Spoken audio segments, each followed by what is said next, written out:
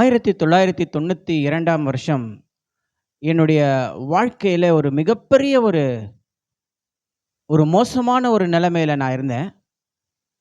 அப்ப ஒரு சகோதரி இந்த வேதாகமத்தை எனக்கு கொடுத்து படிக்க சொன்னார்கள்.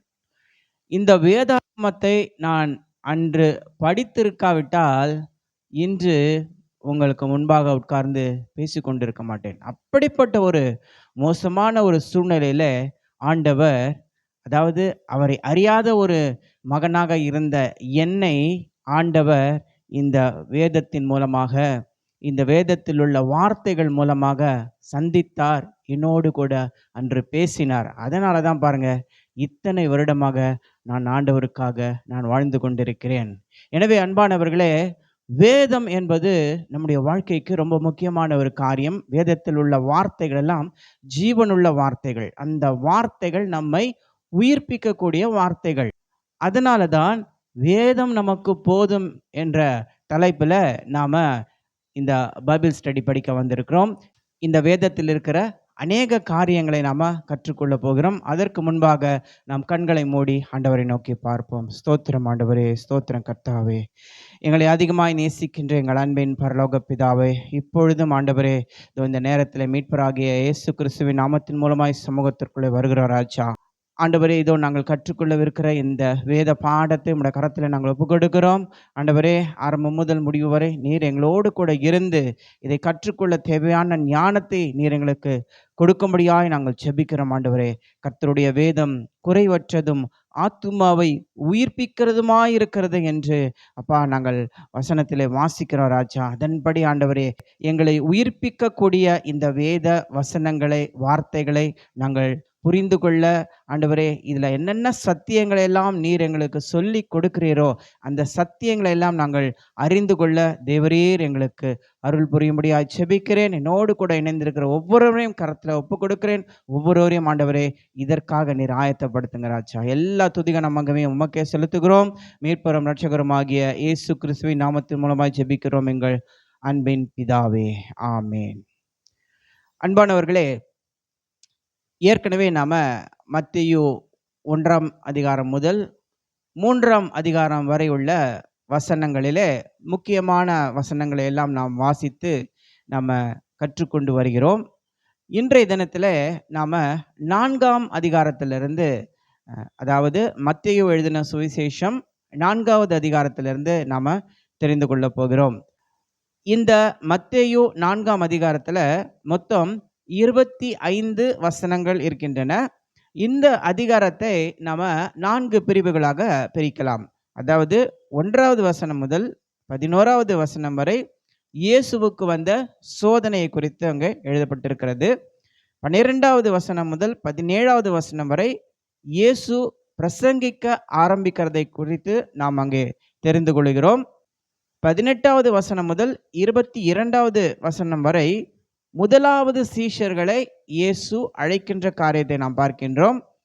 23ஆம் வசனம் முதல் 25ஆம் வசனம் வரை இயேசு நோயாளிகளை சுகமாக்குவதை குறித்து நாம பார்க்கின்றோம். கொஞ்சம் நாம ஆழமாக போய் ஒவ்வொரு வசனமாக முக்கியமான வசனங்களை நாம வாசிக்கலாம். மத்தேயு 4வது அதிகாரத்தில் நான் ஏற்கனவே சொன்னது போல 1 முதல் 11 வசனங்கள் இயேசுவுக்கு வந்த சோதனையை குறித்து எழுதப்பட்டிருக்கிறது. அதாவது 1வது வசனம் வாசிக்கிறேன், கவனிங்கள். அப்பொழுது இயேசு பிசாசினால் சோதிக்கப்படுவதற்கு ஆவியானவராலே வனாந்தரத்திற்கு கொண்டு போகப்பட்டார். பாருங்க, ஆண்டவராகிய இயேசுவுக்கு முதலாவது ஒரு சோதனை வருகிறது. அந்த சோதனையில அவர் பிசாசினால சோதிக்கப்படுவதற்கு அவர் ஆவியானவரால வனாந்தரத்திற்கு கொண்டு போகப்பட்டார் என்று நாம வாசிக்கிறோம். 2வது வசனத்தில் இயேசு 40 நாட்கள் உபவாசம் இருந்ததை குறித்து நாம வாசிக்கிறோம். 3வது வசனத்தில் பிசாசை சோதனைக்காரன் என்று அங்கே எழுதியிருக்கிறதை நாம வாசிக்கின்றோம். 4வது வசனம் வாசிக்கிறேன், கவனிங்கள். அவர் பிரதி உத்தரமாக, மனுஷன் அப்பத்தினாலே மாத்திரமல்ல தேவனுடைய வாயிலிருந்து புறப்படுகிற ஒவ்வொரு வார்த்தையினாலும் பிழைப்பான் என்று எழுதி இருக்கிறதே என்றார். ஆண்டவராகிய இயேசு கிறிஸ்து இந்த இடத்துல பிசாசு கேட்ட ஒரு கேள்விக்கு பதில் சொல்லுகிறார். இந்த பதில் உபாகமம் 8வது அதிகாரம் 3வது வசனம். அதை இங்க ஆண்டவராகிய இயேசு கிறிஸ்து கோட் பண்ணுகிறார். அடுத்ததாக 6வது வசனம் வாசிக்கிறேன், கவனிங்க. 6வது வசனத்திலே, நீர் தேவனுடைய குமாரனேயானால் தாழ குதியும், ஏனெனில் தம்முடைய தூதர்களுக்கு உம்மை குறித்து கட்டளையிடுவார், உமது பாதம் கல்லில் இடராதபடிக்கு அவர்கள் உம்மை கைகளில் ஏந்தி கொண்டு போவார்கள் என்பதாய் எழுதியிருக்கிறது என்று சொன்னான். இது யார் சொல்றதுன்னா, பிசாசு சொல்றான். நிறைய பிரசங்கத்துல நம்ம கேட்டிருக்கோம், பிசாசுக்கு கூட எல்லா வசனங்களும் தெரியும் என்று. அதற்கு ஒரு உதாரணம் தான், பிசாசுக்கு தெரிந்த ஒரு வசனத்தை சொல்லி அவன் இயேசுவை கவிழ்க்க பார்க்கிறான். இந்த 6வது வசனம் என்பது 91வது சங்கீதத்தின் 11 மற்றும் 12 வசனங்கள். அந்த 2 வசனங்களை தான் பிசாசு அங்க கோட் பண்ணுகிறான். அடுத்தது 7வது வசனம் வாசிக்கலாம். அதற்கு இயேசு, உன் தேவனாகிய கர்த்தரை பரீட்சை பாராதிருப்பாயாக என்றும் எழுதியிருக்கிறதே என்றார். பாருங்க, ஆண்டவராகிய இயேசு கிறிஸ்துவும் விடுறதா இல்லை. அவர் பதிலுக்கு உபாகமம் 6வது அதிகாரம் 16வது வசனத்தை அந்த இடத்துல கோட் பண்றாரு. அடுத்தது 10வது வசனம் வாசிக்கிறேன். அப்பொழுது இயேசு, அப்பாலே போ சாத்தானே, உன் தேவனாகிய கர்த்தரை பணிந்து கொண்டு அவர் ஒருவருக்கே ஆராதனை செய்வாயாக என்று எழுதியிருக்கிறதே என்றார். இந்த 10வது வசனத்துல ஆண்டவராகிய இயேசு கிறிஸ்து உபாகமம் 6வது அதிகாரம் 13வது வசனத்தை கோட் பண்ணுகிறார். இந்த வசனங்களை எல்லாம் வாசித்து முடித்த பிறகு 11வது வசனத்திலே, அப்பொழுது பிசாசானவன் அவரை விட்டு விலகி போனான், உடனே தேவ தூதர்கள் அவருக்கு பணிவிடை செய்தார்கள் என்று இந்த சோதனையிலே இயேசு கிறிஸ்து வெற்றி பெற்றதை நாம இந்த வசனத்தின் மூலமாக வாசிக்கின்றோம். சரி, இந்த வசனங்கள்ல இருக்கிற சில காரியங்களை நமக்கு புரியாத காரியங்கள் இருக்கிறது. அந்த புரியாத வார்த்தைகள் எல்லாம் என்னவென்று நாம் பார்த்து விடுவோம். இதுல வனாந்தரம் அப்படின்னு முதல் வசனத்திலே பார்த்தீங்கன்னா, வனாந்தரம் என்று அங்கே எழுதப்பட்டிருக்கிறது. வனாந்தரம் என்றால் அதை பாலைவனம் என்றும் எடுத்துக்கொள்ளலாம், அதை காடு உள்ள ஒரு வனப்பகுதி என்றும் எடுத்துக்கொள்ளலாம். 2 அர்த்தங்களும் அங்க இருக்கிறது. இந்த இடத்துல இதை வனப்பகுதியாக, அதாவது காடாக நாம எடுத்துக்கொள்ள வேண்டும்.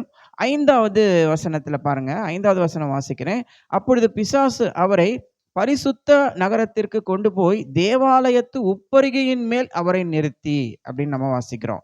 அப்ப பாருங்க, தேவாலயம் அப்படிங்கிறது எருசலேமிலே ஆசாரியர்கள் பலி செலுத்தி வழிபடும் ஒரு கோயில், ஒரு ஸ்தலம் தான் இந்த தேவாலயம். இது யூதர்களுக்காக கட்டப்பட்ட இந்த தேவாலயம்.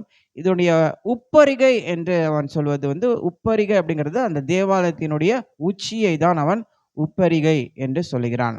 அடுத்தது 12 முதல் 17 வசனங்கள் வரை இயேசு பிரசங்கிக்க ஆரம்பிப்பதை நாம பார்க்கின்றோம். 13வது வசனம் வாசிக்கிறேன். நாசரத்தை விட்டு செபுலோன் நப்தலி எனும் நாடுகளின் எல்லைகளில் இருக்கும் கடற்கரைக்கு அருகான கப்பர் நகூமில வாசம் பண்ணினார். அவர் வேற ஏரியாவுக்கு வந்துட்டார். இப்போ அங்க அவர் தங்கி இருக்கிறாரு. 16வது வசனம் வாசிக்கிறேன். ஏசாயா தீர்க்கதரிசியினால் உரைக்கப்பட்டது நிறைவேறும்படி இப்படி நடந்தது. எப்படி நடந்தது என்றால் 15வது வசனம், இருளில் இருக்கும் ஜனங்கள் பெரிய வெளிச்சத்தை கண்டார்கள், மரண இருளின் திசையில் இருக்கிறவர்களுக்கு வெளிச்சம் உதித்தது. அப்படிங்கிற அந்த காரியங்கள் ஏசாயா 9வது அதிகாரம் 1, 2 ஆகிய வசனங்கள், அந்த 2 வசனங்கள் இங்கே நிறைவேறுகிறது என்று இங்கே எழுதப்பட்டிருக்கிறது. 17வது வசனம், அது முதல் இயேசு மனம் திரும்புங்கள், பரலோக ராஜ்யம் சமீபத்திருக்கிறது என்று பிரசங்கிக்க தொடங்கினார். ஆண்டவராகிய இயேசு கிறிஸ்துனுடைய பிரசங்கம் எப்படி இருக்கிறது என்றால், மனம் திரும்புங்கள், பரலோக ராஜ்யம் சமீபத்திருக்கிறது என்று அவர் பிரசங்கிக்க தொடங்கினார் என்று நாம் இங்கே வாசிக்கிறோம். இதுதான் இயேசு கிறிஸ்துவனுடைய பிரசங்கத்தின் ஆரம்பம். 18 முதல் 22 வசனங்கள் முதல் சீஷர்களை அழைப்பது என்று நாம் பார்க்கின்றோம். அதாவது 18, 19 ஆகிய வசனங்கள்ல இயேசு பேதுருவையும் அந்திரேயாவையும் அழைக்கிறார். 18, 19 வாசிக்கிறேன், கவனிங்க. இயேசு கலிலேயா கடலோரமாய் நடந்து போகையில் மீன் பிடிக்கிறவர்களாயிருந்த 2 சகோதரராகிய பேதுரு என்னப்பட்ட சீமோனும் அவன் சகோதரன் அந்திரேயாவும் கடலில் வலை போட்டு கொண்டிருக்கிற போது அவர்களை கண்டு, என் பின்னே வாருங்கள், உங்களை மனுஷரை பிடிக்கிறவர்கள் ஆக்குவேன் என்றார். மீன் பிடிக்கிறவர்களை மனுஷர்களை பிடிக்கிறவர்களாய் ஆக்குவேன் என்று சொல்லி ஆண்டவர் அழைக்கிறார். இதுதான் முதலாக ஆண்டவராகிய இயேசு கிறிஸ்து சீஷர்களை அழைக்கின்ற ஒரு காட்சி. அடுத்தது 20வது வசனத்துல உடனே அவர்கள் வலையை விட்டு பின்தொடர்ந்து வருகிறார்கள். அழைத்தவுடன் பாருங்க, ஆண்டவராகிய இயேசு கிறிஸ்து அழைத்தவுடன் அந்த 2 பேரும் என்ன பண்றாங்க? வலையை விட்டு 20வது வசனம் வாசிக்கிறேன். உடனே அவர்கள் வலைகளை விட்டு அவருக்கு பின் சென்றார்கள். அல்லேலூயா. அடுத்தது 21வது வசனத்துல ஆண்டவராகிய இயேசு கிறிஸ்து யாக்கோபையும் யோவானையும் அழைக்கின்றார். 22வது வசனத்துல அவர்களும் பாருங்க அப்படியே எல்லாத்தையும் விட்டுட்டு பின்தொடர்கிறார்கள். 22வது வசனம் வாசிக்கிறேன். உடனே அவர்கள் படவையும் தங்கள் தகப்பனையும் விட்டு அவருக்கு பின் சென்றார்கள். அப்பா கூட வேலை செஞ்சுட்டு இருந்தாங்க 2 பேரும். ஆண்டவராகிய இயேசு கிறிஸ்து கூப்பிட்ட உடனே அந்த படகையும் அவங்க அப்பாவையும் விட்டுட்டு அப்படியே ஆண்டவராகிய இயேசு கிறிஸ்துவுக்கு பின்பாக வருகிறார்கள். 23 முதல் 25 வசனங்கள் இயேசு நோயாளிகளை சுகமாக்குவதை நாம் காண்கின்றோம். 23வது வசனத்துல அவர் உபதேசிக்கிறார், பிரசங்கம் செய்கின்றார், சுகமாக்குதல் ஊழியத்தையும் அவர் செய்கின்றார். 24வது வசனத்துல பிசாசுகளை அவர் துரத்துகின்றார். இப்ப நாம படித்த இந்த வசனங்கள்ல இருக்கிற சில புரியாத காரியங்களை நாம் புரிந்து கொள்வோம். ஜெப ஆலயம் அப்படின்னு 23வது வசனத்துல நாம் வாசிக்கிறோம். பின்பு இயேசு கலிலேயா எங்கும் சுற்றி நடந்து அவர்களுடைய ஜெப ஆலயங்களில் உபதேசித்து ராஜ்யத்தின் சுவிசேஷத்தை பிரசங்கித்து ஜனங்களுக்கு உண்டாயிருந்த சகல வியாதிகளையும் சகல நோய்களையும் நீக்கி சொஸ்தமாக்கினார். இதுல பாத்தீங்கன்னா அவர்களுடைய ஜெப ஆலயங்கள் அப்படின்னு வருது. ஏற்கனவே தேவாலயம் அப்படின்னு நம்ம பார்த்தோம். தேவாலயம் அப்படிங்கிறது ஒரே ஒரு தேவாலயம் தான். ஆனா ஜெப ஆலயம் அப்படிங்கிறது யூதர்கள் அங்கே வழிபடுவதற்கு அவர்கள் கட்டி வைத்து கொண்டிருக்கிற ஒரு சிறிய கோயில் தான் இந்த ஜெப ஆலயம். அடுத்தது 24வது வசனத்துல பாத்தீங்கன்னா சந்திர ரோகி அப்படிங்கிற ஒரு நோயை பற்றி அங்கு எழுதப்பட்டிருக்கிறது. வாசிக்கிறேன். அவருடைய கீர்த்தி சீரியா எங்கும் பிரசித்தமாயிற்று. அப்பொழுது பலவித வியாதிகளையும் வேதனைகளையும் அடைந்திருந்த சகல பிணியாளிகளையும் பிசாசு பிடித்தவர்களையும் சந்திர ரோகிகளையும் திமிர்வாதக்காரரையும் அவரிடத்தில் கொண்டு வந்தார்கள், அவர்களை சொஸ்தமாக்கினார். இதுல பாத்தீங்கன்னா சந்திர ரோகி அப்படிங்கிற ஒரு நோய் உள்ளவர்களை குறித்து எழுதியிருக்கிறார்கள். சந்திர ரோகி அப்படின்னா வலிப்பு நோய் உள்ளவர்களை தான் சந்திர ரோகி நோய் உள்ளவர்கள் என்று நாம் புரிந்து கொள்ள வேண்டும். 24வது வசனத்துல இன்னொரு வார்த்தை பாத்தீங்கன்னா திமிர்வாதக்காரர் அப்படின்னு வருது. திமிர்வாதக்காரர்னா கை கால்கள் முடமானவர்களை தான் திமிர்வாதக்காரர்கள் என்று அன்று அழைக்கிறார்கள். இதோடு கூட 4வது அதிகாரம் முடிந்தது. உங்கள் ஜெப விண்ணப்பங்கள் எதுவாயிருந்தாலும் எங்களுக்கு தெரிவியுங்கள், நாங்கள் உங்களுக்காக கர்த்தரிடத்தில் ஜெபிக்கிறோம். உங்கள் வீடுகளை ஜெபத்திற்கு திறந்து கொடுங்கள், அதன் மூலம் சுவிசேஷம் பரவும், அநேகர் ரட்சிக்கப்பட அது பிரயோஜனமுள்ளதாய் மாறும். இந்த ஊழியத்தில் பங்கெடுத்து கிறிஸ்துவுக்கு சீஷர்களாக, ஜனங்களுக்கு தலைவர்களாக, கனி கொடுப்பவர்களாக வளருங்கள். உங்கள் தாளந்துகளை ஆண்டவருக்காக வெளிப்படுத்த இந்த ஊழியத்தின் மூலம் நாங்கள் உதவுகிறோம். பாடல்கள் பாட, சாட்சி சொல்ல, தேவ செய்தி கொடுக்க இங்கு உங்களுக்கு வாய்ப்பளிக்கப்படும். எங்கள் பைபிள் காலேஜில் ஆன்லைன் மூலம் இறையியலில் 1 வருட சர்டிஃபிகேட் அல்லது 2 வருட டிப்ளமோ அல்லது 3 வருட பேச்சுலர் வகுப்புகளில் இணைந்து படித்து வேதத்தில் தேர்ச்சி பெறுங்கள். உங்கள் சபைகளில் வேத வகுப்புகள் எடுக்க, தேவ செய்திகள் கொடுக்க மற்றும் கருத்தரங்குகள் நடத்த எங்களை தொடர்பு கொள்ளுங்கள். இப்போது நாம 5வது அதிகாரத்தை கவனிக்க போகிறோம். மத்தேயு எழுதின சுவிசேஷத்துல இந்த 5வது அதிகாரம் ரொம்ப ரொம்ப ஒரு முக்கியமான அதிகாரம். ஏனென்று சொன்னால் இந்த 5வது அதிகாரத்துல ஆண்டவர் மலை பிரசங்கத்தை செய்கிறார். இந்த 5வது அதிகாரத்துல ஆரம்பிக்கிறார். இந்த 5வது அதிகாரத்துல மொத்தம் 48 வசனங்கள் உள்ளன. இந்த அதிகாரத்தை நாம 9 பிரிவுகளாக பிரிக்கலாம். அந்த 9 பிரிவுகளில் ஒவ்வொரு பிரிவாக நான் பிரித்து உங்களுக்கு கற்றுத்தருகிறேன். முதல் பிரிவு என்பது 1வது வசனத்திலிருந்து 12வது வசனம் வரை உள்ள உயர்வான ஆசீர்வாதங்களை குறித்து எழுதப்பட்ட ஒரு பிரிவு. அதாவது 1வது வசனம் வாசிக்கிறேன். அவர் திரளான ஜனங்களை கண்டு மலையின் மேல் ஏறினார். அவர் உட்கார்ந்த பொழுது அவருடைய சீஷர்கள் அவரிடத்தில் வந்தார்கள். அவர் மலையின் மேல் ஏறி பிரசங்கம் பண்ணியிருக்கிறார். அதனால தான் இதற்கு மலை பிரசங்கம் என்ற பெயர் வந்தது.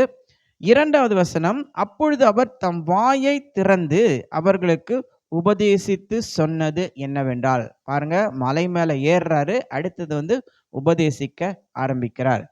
அடுத்தது 3வது வசனத்திலிருந்து 11வது வசனம் வரை 9 விதமான பாக்கியங்களை ஆண்டவராகிய இயேசு கிறிஸ்து சொல்லுவதை இங்க சீஷனாகிய மத்தேயு எழுதி வைத்திருக்கிறார்.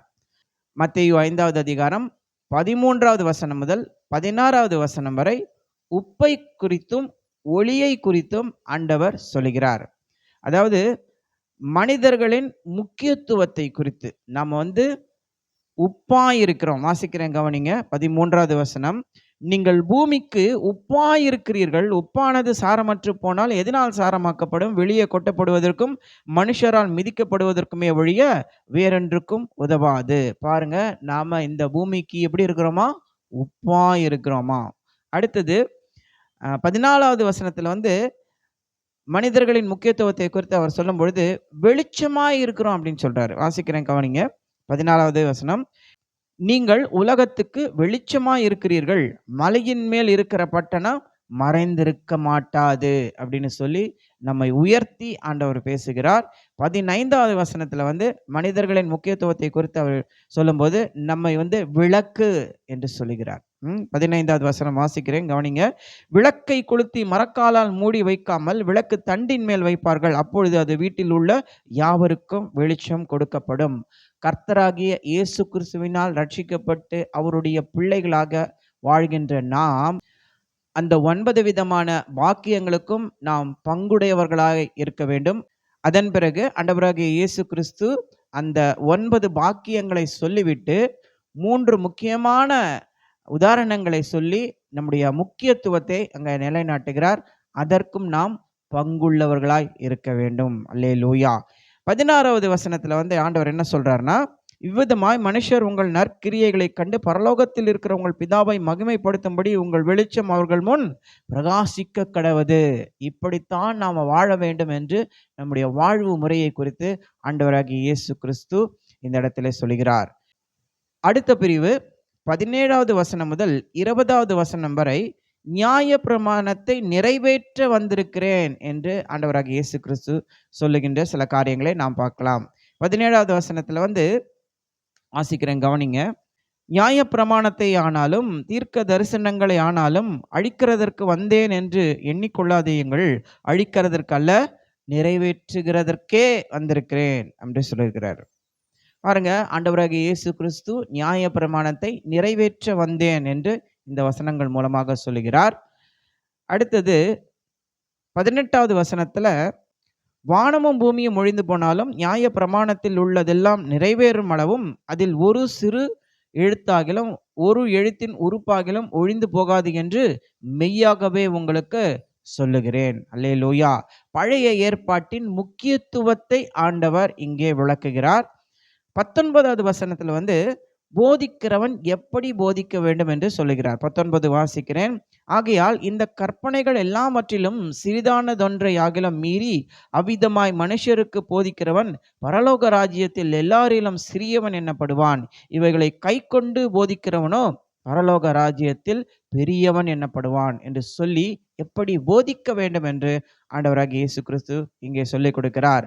20வது வசனத்தில் வேதபாரகர் பரிசேயர் என்பவர்களுடைய நீதியிலும் உங்கள் நீதி அதிகமாக இராவிட்டால் பரலோக ராஜ்யத்தில் பிரவேசிக்க மாட்டீர்கள் என்று உங்களுக்கு சொல்லுகிறேன் என்று ஒரு முக்கியமான விஷயத்தை அங்கே சொல்லுகிறார். அதாவது நாம் ஒவ்வொருவருமே, ஆண்டவரால் ரட்சிக்கப்பட்ட ஒவ்வொருவருமே நம்ம நீதிமான்களாக பரிசுத்தவான்களாக வாழ முயற்சி செய்து கொண்டே இருக்க வேண்டும் என்று ஆண்டவர் இங்கே சொல்லுகிறார். அல்லேலூயா. அடுத்தது 21வது வசனம் முதல் 26வது வசனம் வரை கொலை மற்றும் சமாதானம் ஆகிய காரியங்களை குறித்து அவர் சொல்லுகிறார். 21வது வசனத்துல யாத்திராகமம் 20வது அதிகாரம் 13வது வசனத்தை குறிப்பிட்டு கொலைக்கான காரணத்தை சொல்றார். பாருங்க, ஆண்டவர் எப்படி சொல்றாரு பாருங்க. அந்த ரூட் என்னன்னு பிடிக்கிறார். ஒருத்தன் கொலை செய்யறானா அதுக்கு என்ன காரணம் அப்படின்னு கண்டுபிடிச்சு சொல்றாரு பாருங்க. 21வது வசனம் வாசிக்கிறேன். கொலை செய்யாதிருப்பாயாக என்பதும் கொலை செய்கிறவன் நியாயத்தீர்ப்புக்கு ஏதுவாய் இருப்பான் என்பதும் பூர்வத்தாருக்கு உரைக்கப்பட்டதென்று கேள்விப்பட்டிருக்கிறீர்கள். நான் உங்களுக்கு சொல்லுகிறேன், 22வது வசனம், நான் உங்களுக்கு சொல்லுகிறேன், தன் சகோதரனை நியாயமில்லாமல் கோபித்துக் கொள்பவன் நியாயத்தீர்ப்புக்கு ஏதுவாய் இருப்பான். தன் சகோதரனை வீணென்று சொல்லுகிறவன் ஆலோசனை சங்க தீர்ப்புக்கு ஏதுவாயிருப்பான். மூடனே என்று சொல்லுகிறவன் எரி நரகத்துக்கு ஏதுவாயிருப்பான். அதாவது யாரையும் எதிர்க்க வேண்டாம், யாரையும் வெறுக்க வேண்டாம், எல்லார் மீதும் நீங்க அன்பு செலுத்துங்க. அப்படி எல்லாரையும் நாம நேசிக்க ஆரம்பிச்சோம்னா யாருமே கொலைக்காரர்களாக மாற மாட்டோம் என்பதை இந்த வசனத்தின் மூலமாக ஆண்டவராகிய இயேசு கிறிஸ்து நமக்கு சொல்லுகிறார். இப்ப நாம வாசித்த இந்த 22வது வசனத்துல 3 முக்கியமான காரியங்களை அங்க சொல்றாரு. கோபித்து கொள்ளக்கூடாது, வீண் என்று யாரையும் சொல்லக்கூடாது, இவன் ஒரு வேஸ்ட்லாம் சொல்றாங்க பாருங்க, அப்படிலாம் நம்ம யாரையும் சொல்லக்கூடாது, மூடனே, யாரையும் முட்டாளே அப்படின்லாம் நம்ம யாரையும் திட்டவே கூடாது என்று இந்த காரியங்களை ஆண்டவர் சொல்கிறார். 23, 24 ஆகிய வசனங்கள்ல சகோதரனை நேசிக்க வேண்டும் அப்படின்னு சொல்றாரு.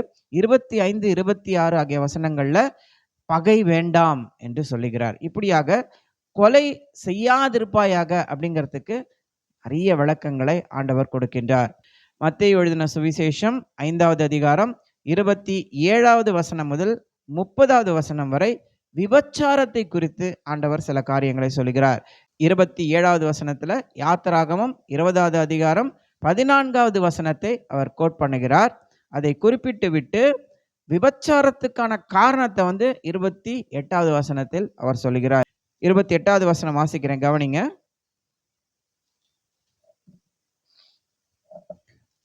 நான் உங்களுக்கு சொல்லுகிறேன், ஒரு ஸ்திரீயை இச்சையோடு பார்க்கிற எவனும் தன் இருதயத்தில் அவளோடே விபச்சாரம் செய்தாயிற்று.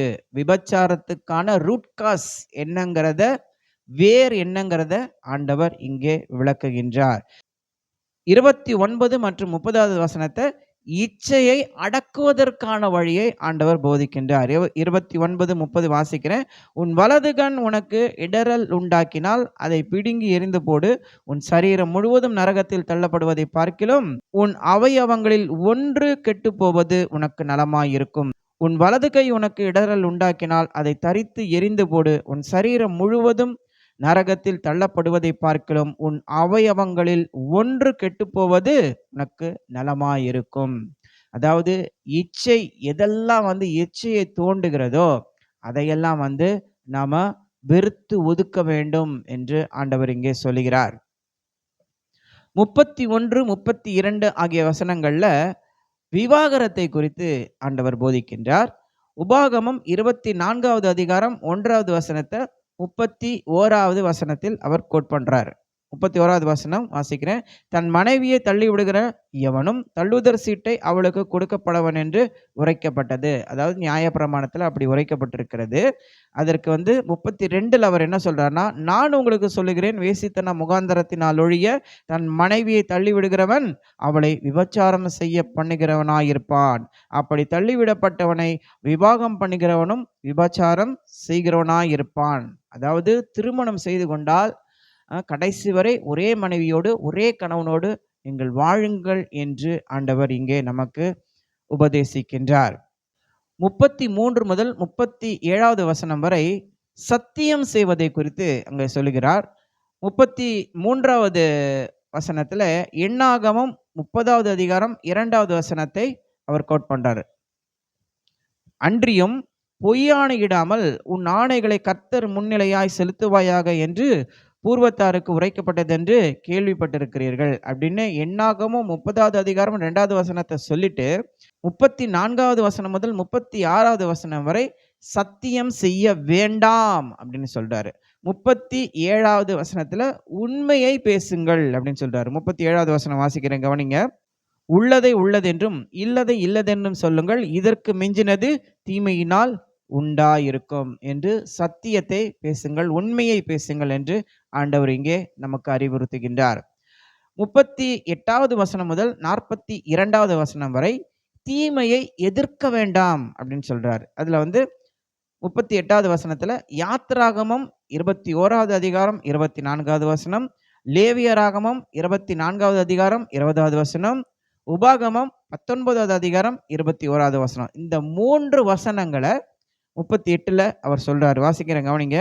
கண்ணுக்கு கண், பல்லுக்கு பல் என்று உரைக்கப்பட்டதை கேள்விப்பட்டிருக்கிறீர்களே. கண்ணுக்கு கண், பல்லுக்கு பல் அப்படிங்கிறது பழைய ஏற்பாட்டில் இந்த 3 புத்தகத்திலையும் குறிப்பிடப்பட்டிருக்கிறது. அதை சொல்லிட்டு ஆண்டவர் என்ன சொல்றாருன்னா 39, நான் உங்களுக்கு சொல்லுகிறேன், தீமையோடு எதிர்த்து நிற்க வேண்டாம். ஒருவன் உன்னை வலது கன்னத்தில் அறைந்தால் அவனுக்கு மறுகன்னத்தையும் திருப்பி கொடு. ஹல்லேலூயா. பாருங்க, இதுதான் அன்பின் வெளிப்பாடு. இப்படித்தான் ஆண்டவராகிய இயேசு வாழ்ந்து காண்பித்தார். அவர் வெறும் வார்த்தையில சொல்லிட்டு போல, அதே போல அவர் வாழ்ந்து காண்பித்தார். நாமளும் கூட தீமையை எதிர்த்து நிற்கக்கூடாது. 40 முதல் 42வது வசனம் வரை விட்டு கொடுத்து வாழ வேண்டும் என்பதை அவர் இங்கே போதிக்கிறார். 43 முதல் 48 வரை ஆண்டவராகிய இயேசு கிறிஸ்து எதிரியை நேசிக்க சொல்லுகிறார். எவ்வளோ கஷ்டம் பாருங்க. எதிரியை நேசிக்கணும். ஆண்டவருடைய அருள் இருந்தால் நிச்சயமாக நம்மாலும் கூட எதிரியை நேசிக்க முடியும். 43வது வசனத்துல லேவியராகமம் 19வது அதிகாரம் 17வது வசனத்தை சொல்லுகிறார். அப்புறம் 44ல என்ன சொல்றாருன்னா, ரொம்ப முக்கியமான ஒரு வசனம். நான் உங்களுக்கு சொல்லுகிறேன், உங்கள் சத்துருக்களை சிநேகியுங்கள், உங்களை சபிக்கிறவர்களை ஆசீர்வதியுங்கள், உங்களை பகைக்கிறவர்களுக்கு நன்மை செய்யுங்கள், உங்களை நிந்திக்கிறவர்களுக்காகவும் உங்களை துன்பப்படுத்துகிறவர்களுக்காகவும் ஜெபம் பண்ணுங்கள். 4 விதமான காரியங்களை ஆண்டவர் இந்த ஒரு வசனத்தின் மூலம் சொல்லுவதை சீஷனாகிய மத்தேயு எழுதி வைத்திருக்கிறார். இதை போல நாம் வாழ்ந்து நாம் பழகி கொள்ள வேண்டும். 45வது வசனத்துல பலனை குறித்து எழுதுகிறார். இப்படி செய்வதனால் நீங்கள் பரலோகத்தில் இருக்கிற உங்கள் பிதாவுக்கு புத்திரராய் இருப்பீர்கள் அப்படின்னு இதன் பலனையும் அங்கே அவர் எழுதுகிறார். 48வது வசனத்துல, ஆகையால் பரலோகத்தில் இருக்கிற உங்கள் பிதா பூரண சர்க்குணராய் இருக்கிறது போல நீங்களும் பூரண சர்க்குணராய் இருக்க கடவீர்கள் என்று ஆண்டவராகிய இயேசு கிறிஸ்து இந்த வசனத்தை சொல்லி நமக்கு உபதேசம் பண்ணுகிறார். இதோடு கூட மத்தேயு 5வது அதிகாரம் முடிந்தது. அன்பானவர்களே, இந்த மத்தேயு எழுதுகிற சுவிசேஷத்தின் 5வது அதிகாரம் ஒரு பெரிய அதிகாரமாக இருக்கிறதுனால நாம் இதோடு கூட இன்றைய நிகழ்ச்சியை நாம் முடித்து கொள்ளலாம். நம்முடைய அடுத்த நிகழ்ச்சியில் நம்ம 6வது அதிகாரத்திலேருந்து நாம் ஆரம்பித்து இந்த பைபிள் ஸ்டடியை நம்ம தொடர்ந்து செய்வோம். இந்த நிகழ்ச்சியில் கலந்து கொண்ட உங்கள் அனைவருக்கும் ஆண்டவராகிய இயேசு கிறிஸ்துவின் நாமத்தினால் வாழ்த்துதலை நான் தெரிவித்துக் கொள்கிறேன்.